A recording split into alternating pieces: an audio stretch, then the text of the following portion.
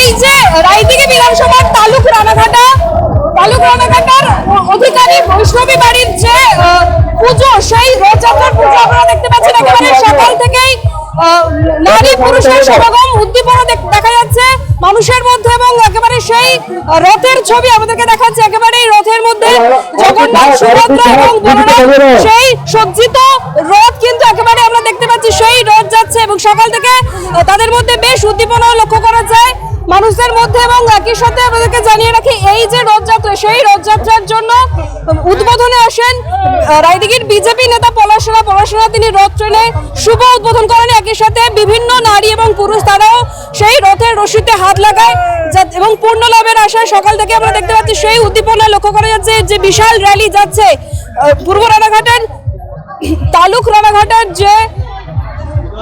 যে রথযাত্রা, সেই রথযাত্রার ছবি আপনাদেরকে দেখানোর চেষ্টা করছি।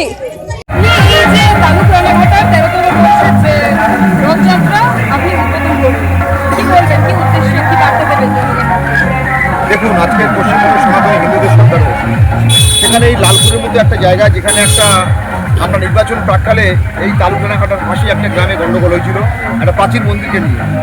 তো আজকে আমার দেখে খুব গর্ব অনুভব হচ্ছে যে রানাঘাটের মধ্যে একটা রথ হয়, তাই এই রথযাত্রার কমিটিকে উৎসাহিত করার জন্য যাতে আগামী 13 দশকের রথযাত্রা চালাতে, আগামী যতদিন ভারতবর্ষের সংস্কৃতি থাকবে ততদিন যেন এই রথযাত্রা হয়, তার সেই ব্যবস্থা করে গেলাম। এবং এখানকার রাস্তা যে খারাপ আছে সেটাও বলে গেলাম যে সরকার এটা পদক্ষেপ করেছে।